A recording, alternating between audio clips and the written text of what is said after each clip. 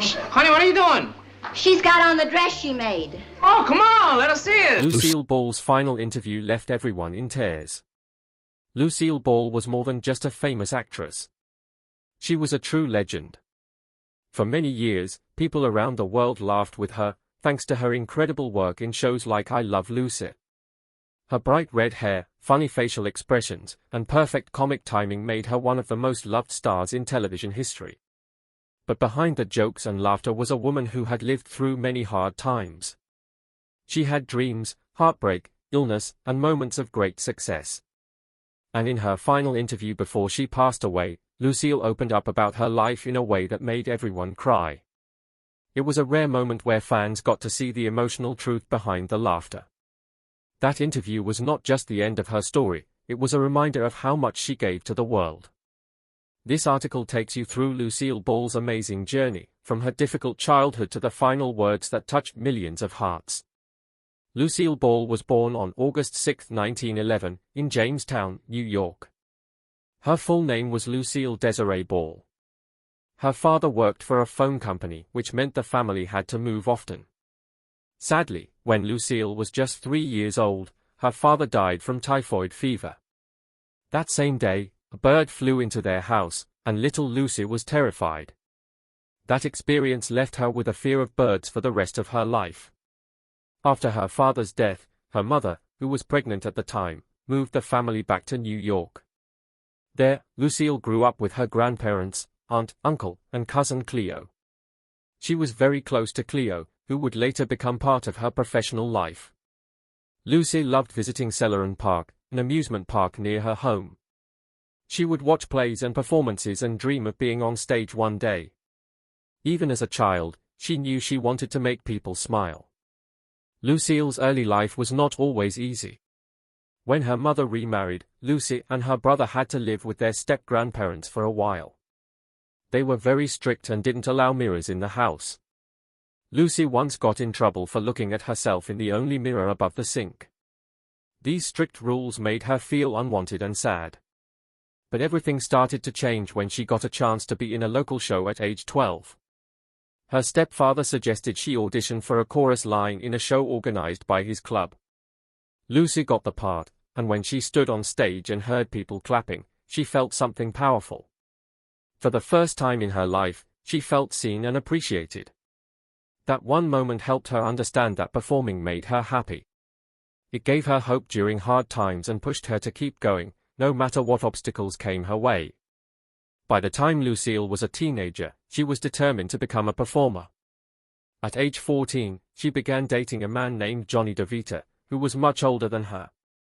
Her mother didn't approve, so she encouraged Lucy to focus on acting instead.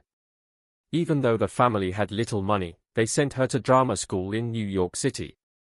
Her classmates included stars like Bette Davis, but Lucy didn't have a good experience. She said all she learned there was how to be scared. Her teachers didn't believe she had talent and told her she would never succeed. But Lucy didn't give up. Instead, she returned to New York, started modeling, and worked with famous fashion designer Hattie Carnegie. She dyed her hair blonde and learned how to walk and pose like a true star. Just when things started to look good, Lucy became sick with rheumatic fever and had to stop working for 2 years. Still, she never lost her dream of becoming an actress. In the 1930s, Lucy slowly started getting small parts in movies. She acted in films like Roman Scandals, Room Service with the Marx Brothers, and danced in Top Hat with Fred Astaire and Ginger Rogers. But most of her roles were small and unimportant. In fact, she was often called the Queen of B-movies because she never got the big lead roles. Even so, Lucy kept working hard. She also acted on radio shows, including The Phil Baker Show and The Wonder Show, where she met Gale Gordon, a man who would become her longtime co-star. In 1940, she starred in a movie called Too Many Girls, where she met and fell in love with Desi Arnaz. They got married soon after and quickly became one of Hollywood's most talked-about couples. Their relationship had ups and downs, but they also created something special together that would change television forever. In 1948, Lucille starred in a radio show called My Favorite Husband. It became so popular that CBS wanted to turn it into a television show. Lucy agreed, but only if her real-life husband, Desi Arnaz, could play her husband on screen. At first, the network didn't think people would accept a Cuban man and an American woman as a married couple. So Lucy and Desi went on tour with a live show to prove the audience would love them. And they did. I Love Lucy began in 1951 and became one of the most popular shows in TV history. It was funny, original, and full of heart. Lucy and Desi's real-life chemistry made the show even better. But behind the scenes, things were not always perfect. Their marriage was struggling because of Desi's drinking and cheating, and the stress of working together. Still, they kept the show going and even made business history by forming their own studio, Desilu Productions. Desilu Studios went on to create many famous shows, like Star Trek, The Untouchables, and Mission Impossible. Lucy became the first woman to run a major TV studio in Hollywood. Even after I Love Lucy ended, she continued acting in shows like The Lucy Show and Here's Lucy, which featured her real-life children. She also made movies, including Yours, Mine and Ours, and appeared on shows like The Ed Sullivan Show. Lucy also became a mentor to younger stars. One of her closest friends was Carol Burnett, who said Lucy sent her flowers every year on her birthday. Tragically, Lucy passed away on April 26, 1989, Carol Burnett's birthday.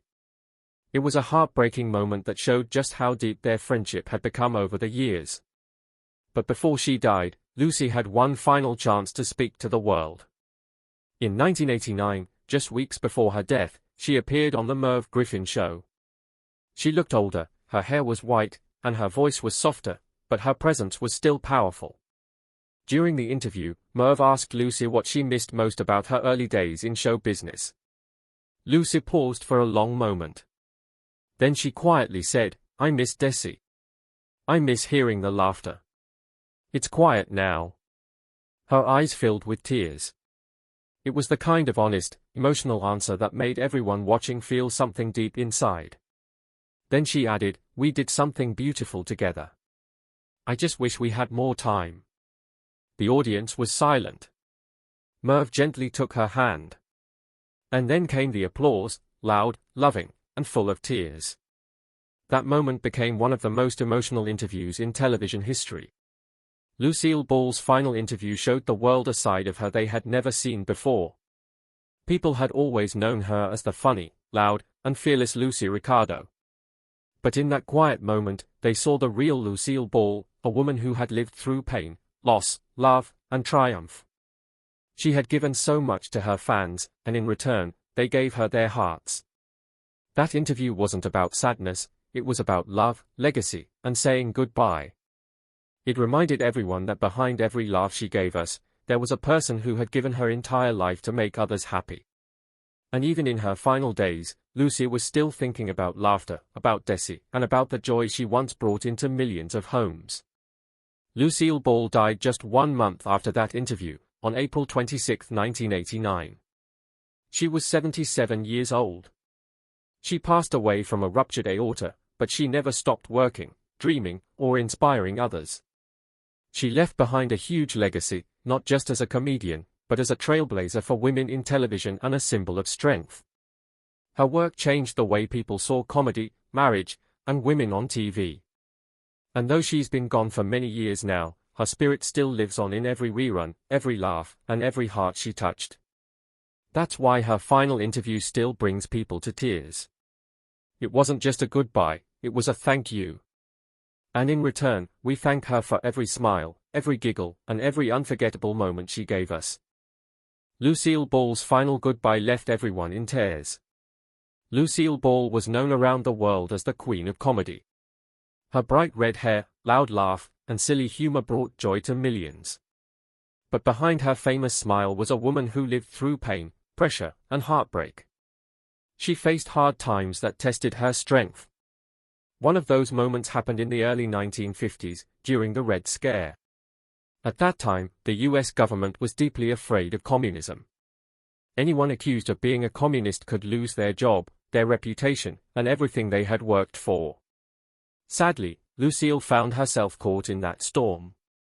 It started when someone said she had allowed a political meeting to happen in her home back in 1937. This added to rumors that she had once registered as a member of the Communist Party. Though she did it only to please her grandfather and never supported the group, people began to question her loyalty to America. Newspapers made it worse by printing her name in bold red ink with the word "Red" next to it. It was terrifying. Being labeled a communist could end a Hollywood career overnight. But Lucille chose to speak out and tell the truth. Lucille met with investigators from the House Un-American Activities Committee, also known as HWAC. This group was in charge of looking into people with possible ties to communism. She gave a sealed testimony and explained everything. She said she didn't remember ever going to meetings, didn't support the party's ideas, and never meant for her name to be used. She only registered as a favor to her grandfather, who believed in those views. Lucille was honest and clear. After reviewing her case, the FBI, led by J. Edgar Hoover, decided she was not a threat.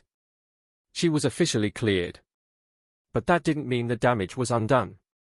Many people still looked at her differently. In the world of television, where public image meant everything, even a small doubt could hurt someone's career. For Lucille, who had worked so hard to become a star, it was a dangerous time. But she refused to let the fear stop her. She kept working, kept smiling, and kept performing. Her courage during that time showed the world that she wasn't just funny, she was also strong. Even with her public name cleared, Lucille still faced private struggles. One of the biggest was her journey to become a mother. In the years following her marriage to Desi Arnaz, she suffered several miscarriages. It was a heartbreaking time for her. But in 1951, just weeks before turning 40, she finally gave birth to their daughter, Lucy Arnaz. A little over a year later, their son Desi Arnaz Jr. was born. Around that same time, I Love Lucy was becoming a huge hit. Lucille and Desi decided to include her real-life pregnancy in the show. This was a bold and unusual decision. Back then, TV shows didn't show pregnant women on screen. Even saying the word pregnant was not allowed. Instead, they used the word expecting. The network, CBS, only approved the idea after several religious leaders gave their support. Lucille took that risk, and it paid off. When the episode, Lucy is Unsenged, aired, over 44 million people watched. That same day, she gave birth to her second child. It was more than just an episode, it was a cultural moment. Lucille changed how pregnancy was shown on television. She made it okay for families to see real-life stories on screen. While her family life was now part of television history, things were not as perfect behind the scenes. Lucille and Desi's production company, Desilu, had become massive. With its growth came more pressure and stress. Their marriage started to fall apart. On March 3, 1960, just one day after Desi's birthday and after filming their last episode of the Lucy Desi Comedy Hour, Lucille filed for divorce again. This time it was final. She told the court that her marriage had become a nightmare and nothing like the happy couple fans saw on TV. The divorce was official on May 4, 1960. Though their romantic relationship ended, their respect for each other remained. Lucille and Desi continued to speak kindly of each other for years, even until Desi's death in 1986. After the divorce, Lucille's future roles changed. She often played widows instead of wives, showing how her personal life shaped her career. In 1961, she met comedian Gary Morton.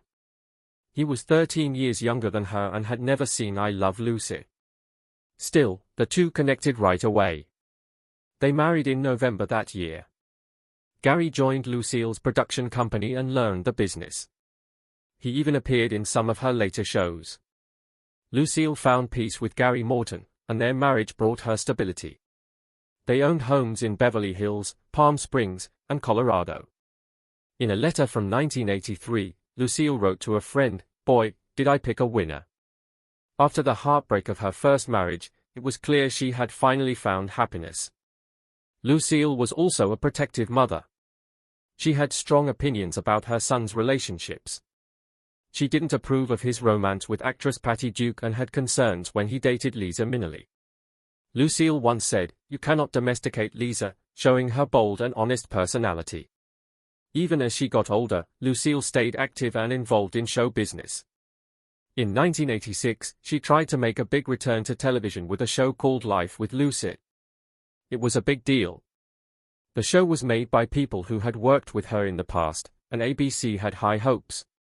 Lucille played a widowed grandmother who helped run a hardware store. The idea was charming, but the audience didn't connect with it. Only 8 of the 13 episodes were aired. Critics weren't kind. Lucille took the failure personally. For someone who had given so much to television, the show's cancellation was a painful moment. After the disappointment of Life with Lucy, Lucille slowly stepped back from the spotlight. In 1989, she made one of her last public appearances at the Academy Awards. She walked on stage arm in arm with comedian Bob Hope. As they stood in front of the crowd, the audience gave her a standing ovation that lasted more than a minute. It was a touching moment. Everyone in the room knew they were looking at a legend. But those close to her could tell something was different. Lucille looked frail. Her energy wasn't the same. She had given so much of herself to her career, and now, age and illness were starting to show. At home, she spent most of her time with Gary Morton. She stayed in touch with friends like Carol Burnett and still followed the entertainment world. Though her body was slowing down, her spirit remained strong. She kept her pain private.